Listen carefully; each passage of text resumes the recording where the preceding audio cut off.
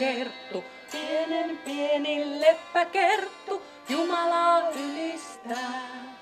Kuinka paljon on tällä hetkellä Suomessa esimerkiksi pyhäkouluja? Onko se vähenemään päin esimerkiksi vai tuleeko lisää? No sekä että toisessa suunnassa vähenee ja toisessa lisääntyy ja tulee uuden muotoisia, että ne pyhäkoululaisten määrä on siinä jossain varmaan noin 50 000. Ja lapualaisilla on syytä olla ylpeitä, kun Lapuan hiippakunta niin kun Oulun kanssa jatkuvasti kilpailee, niin kun, kumpi on kovempi pyhäkouluhiippakunta. Ja Lapua saattaisi tällä hetkellä olla vähän himpun verran johdolla. Että jos vielä laitatte lapsia lisää pyhäkouluun, niin voitatte Oulun. Pitää tehdä ensin lapsia. Niin, no sehän on se kiva puoli siinä pyhäkoululaisten järjestämisessä. Entäs Mari sitten, mitä muuta? Päiväkerhoja?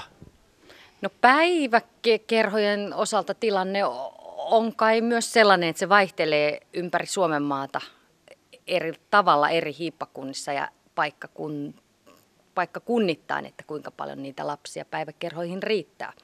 Nykyään päivähoito vie lapset aika hyvin sinne päiväkoteihin.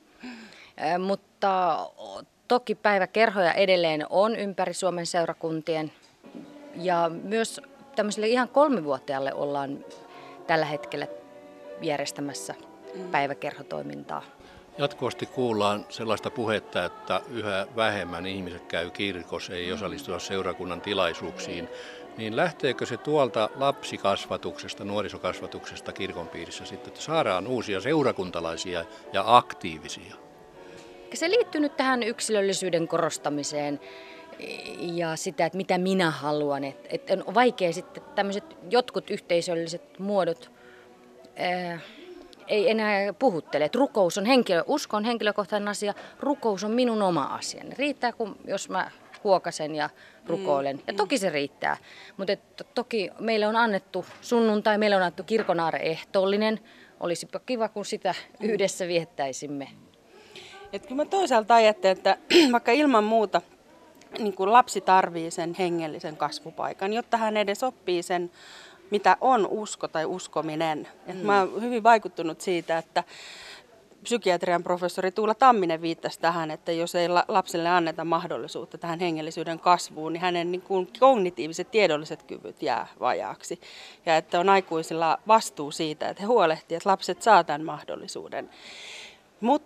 Mutta kyllä se, niin kuin mä ajattelen, että tässä ajassa tämä, että ei vaikka osallistuta siihen seurakunnan yhteiseen toimintaan, niin ei se niistä lapsista ole kiinni. Että se on kiinni niistä aikuisista, että malttaako he luopua. Ja ehkä tämä ajatus siitä, että on niin kiire elää tämä elämä täysillä, että ajatellaan, että elämä on vain pieni pätkä, jossa täytyisi ehtiä kaikki mahdolliset kokemukset saada. Silloin ei välttämättä mennä sinne hiljaisuuden äärelle ennen kuin tulee niin kuin seinä vastaan ja huomataan, että eihän tässä kovassa maailmassa ihan pärjätäkään yksin ja ehkä täällä onkin jotain muutakin. Tuossa äsken puhuttiin, että viedä pieni lapsi kirkkoon, suureen valtavaan kirkkoon, minun kattokorkealla ja sitten siellä urukki pauhaa aika kovaa. No olisiko niin, että pienen lapselle pitäisi olla joku sellainen pesä, minne hänet vietäisi ja siellä olisi sellainen tuttu turvallinen ympäristö ja tutut ihmiset? Niin, mä oon ollut hyvin innokas tämmöisen pyhäkoulumajan kannattaja, pyhäkoulumajan rakentaja, että pyhäkoulu voisi olla semmoinen lapsen kokoinen kirkko, niin kuin maja verrattuna suureen katedraaliin, jossa saa itse leikkiä. Sen mielellähän sen majan rakentaisi ihan itse ja leikki siellä. Vasarat ja naulat ja lautoja. Kyllä, kyllä. Ja semmoinen kodikas olo, jossa saa olla. Ja sitten toisaalta on hyvä välillä käydä ottamassa mallia siihen omaan majaan niin sieltä isosta kirkosta.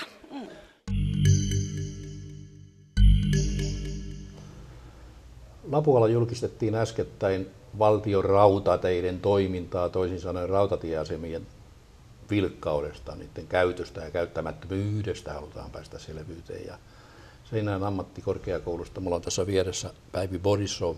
Sä oot ollut yksi näitä tutkimuksen tekijöitä. Kerropa, mistä on kysymys. Eli nyt haluttiin lähteä selvittämään, että mikä on Lapua rautatieaseman matkustajapotentiaali. Ja jotta tämmöinen asia voitaisiin selvittää, niin tarvittiin aika laajaa ja monipuolista tutkimusta. Eikä kyseltiin ihan kohdealueen, eli tässä oli Etelä-Pohjanmaan 11 kuntaa, Etelä-Pohjanmaan pohjoisosien 11 kuntaa. Näiden asukkailta kysyttiin junan käyttöä, kuinka paljon he käyttävät junaa ja niin poispäin. Ja lisäksi tehtiin rautatieasemilla Kauhavalla, Lapualla ja Seinäjoella tämmöisiä asemahaastatteluja junamatkustajille. Jos verrataan Seinäjokia, niin totta kai siellä käytetään junaa, se on niin helppo siitä hypätä vaan. Mutta sitten Lapua ja Kauhava, minkälaisia lukuja ja minkälaisilta näytti siellä? No Lapuallahan pysähtyy huomattavasti vähemmän junia kuin Kauhavalla ja Seinäjoella, että Lapualla päivittäin pysähtyy vain 7 junaa ja Kauhavalla kuitenkin 11-13 junaa päivässä. Johtuen varmasti varuskunnasta. No osittain varmaan myös siitä. Ja kyllä tästä tutkimuksesta tuli hyvin selkeästi esille se, että nämä Lapuan rautatieaseman vaikutusalueen asukkaat, siellä esiintyi tyytymättömyyttä tähän juna-aikatauluihin ja myös sitä, että käytettiin sitten autoa junan sijasta, osittain myös linja-autoa. Ja se, että matkalla jouduttiin lähtemään Seinäjoen asemalta, vaikka mieluisin asema olisi ollut se oma lähiasema siellä Lapualla. Mites nyt, onko tätä tutkimusta sen kummemmin sitten viety eteenpäin? Miten Valtion rautatiet suhtautuu tällaiseen tutkimukseen? No nyt tämä tutkimus julkaistaan ja tästä on tarkoitus käydä neuvotteluja sitten kyllä VR:n kanssa. Että tuoda vähän esille, että minkälainen se tilanne täällä Etelä-Pohjanmaalla on ja erityisesti Lapuan kohdalla. Ja tässä tutkimuksen perusteella me laskettiin, että potentiaalinen matkustajamäärä voisi olla noin 120 000 Lapualla per vuosi. Ja kyllä näiden lukujen kanssa sitten VR:n kanssa neuvotellaan. No mitä se oikeasti oli? Oikeasti vuonna 2007 Lapualla oli matkustajia noin 39 000. Entäs Kauhavalla? Kauhavalla vähän reilu 90 000. Nyt se on niin paljon suurempi. No, Seinäjoki sitten aivan hirviä. Seinäjoella joku reilu 600 000, että se on sitten ihan toista luokkaa kyllä se matkustajamäärä. Aivan sulle henkilökohtainen kysymys, jos sun pitää Seinäjoelta lähteä pääkaupunkiseudulle, niin millä sä meet? No riippuu vähän kenen kanssa meet, menenkö yksin vai perheen kanssa vai isommalla porukalla. Että kyllä jos esimerkiksi perheen kanssa mennään, niin kyllä se auto on se, millä me mennään. Mutta yksin saatan kyllä mennä junallakin sitten. Niin, siinä tulee se hintapolitiikka. Kyllä se tietysti vaikuttaa. Että Ja nyt sitten tällä hetkellä tiedetään sekin, että esimerkiksi lentokoneella on halvempi liikkua Seinäjoelta Helsinkiin kuin junalla, jos joutuu ostamaan täyshintaisen lipun, että ei ole eläkeläinen eikä opiskelija. Kyllä. Että jossain on pahasti mätää. Tuskinpa se niin on, että junan liikkeelle saattaminen maksaa enemmän kuin lentokone. Niin ja sitten tietysti huomattavasti vähemmän aikaa menee, kun lentokoneella tuosta lentää puoli Helsinkiin. Tuntia. Miten tällainen tutkimus yleensä, kuinka tiukka seula se on? Kuinka paljon haastatteluja tehtiin ja kyselyitä? No, tässä tehtiin aika paljon näitä haastatteluita, eli tämä tutkimus, mikä tehtiin tämän kohdealueen asukkaille, niin siinä meillä vastaajia oli reilu 700. Eli kaiken kaikkiaan 1400 lähetettiin kysely, mutta noin 55% vastasi, että ihan hyvät vastausprosentit kyllä saatiin, että aihe kiinnosti kyllä alueen ihmisiä. Oliko se otanta sitten sellaisia, jotka käyttää junaa vai oliko se aivan satunnaista? Se oli satunnaisesti, että tästä noin 35% oli junaa käyttäviä sitten. Mutta aika hyvin. Joo, kyllä. Ja sittenhän me lisäksi tehtiin näillä asemilla, että Lapuan asemalla haastateltiin 200 junamatkustajaa ja samaten Kauhavalla se 200 ja Seinäjoella sitten noin 100 junamatkustajaa. Eli reippaasti yli 1000 sitten kaiken kaikkiaan vastasi tähän kyselyyn, että erittäin hyvä vastaanotto oli myös asemilla, että ihmiset ihan mielellään vastaili sitten näihin meidän kysymyksiin. Mites te olette varmasti esitellyt tätä tutkimusta Seinäjoen, Lapuan ja Kauhavan kaupunkien ihmisille. Mitä esimerkiksi Kauhavalla ja Lapualla tuumattiin tästä?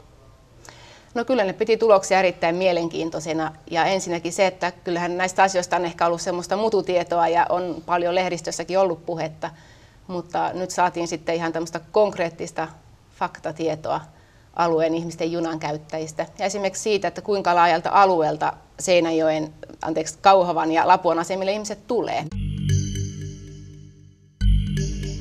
Matintupa on ylistarolainen elokuvateatteri, ollut jo vuodesta 1941 lähtien ja me ollaan Botnia TV:n miehet tulleet elokuviin tänne Matintupaan ja mulla on tässä haastateltavana teatterin pitäjä Anssi Luoma. Sulla on täällä tosi tyylikkäitä julisteita seinillä ja oikein sellainen vanha kunnon elokuvateatteri haju on, tai nämä nykyteatterista löydy. Miten sä oot tälle elokuva-alalle ryhtynyt? Isoisä meinasi laittaa ensimmäisen teatterin Seinäjoelle ja vuonna 1928, mutta se hanke ei koskaan toteutunut ja se rakenti sitten teatterin tänne Ylistarohon ennen talvisotaa. Ja se teatteri valmistuu niin, että ensimmäinen näytös on ollut loppiaisena vuonna 1941. Kauan sitten. Montako vuotta siitä tuli? 67 vuotta.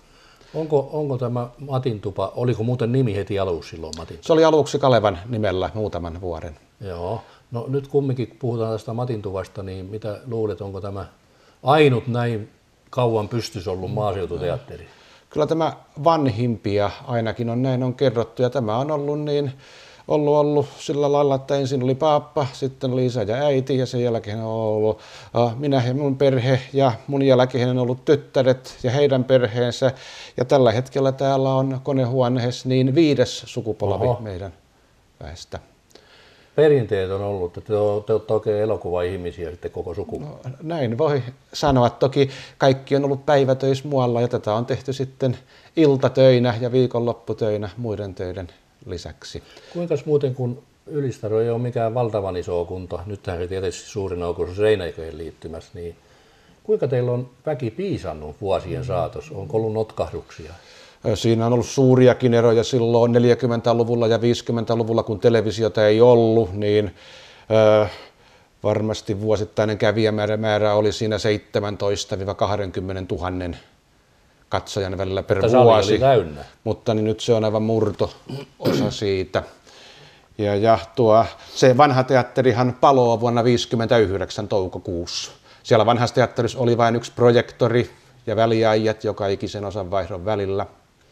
Mutta niin sitten isä rakenti tämän teatterin heti samana kesänä sen tulipalon jälkeen, että tämä avattiin marraskuun 7. päivä vuonna 1959 ja tämä oli silloin kovin nykyaikainen 2 elokuvaprojektoria, CinemaScope-laitteet, laajakuvalaitteet ja normaalikuvalaitteet ja näissä on aina ollut jyrkkä, kalteva laattia, omat numeroidut elokuvateatterituolit. Matintuvassa on komeita julisteita täällä seinällä. Anssi Luoma, teillä on oikein niitä kerätty. Mistä lähtee ensimmäinen?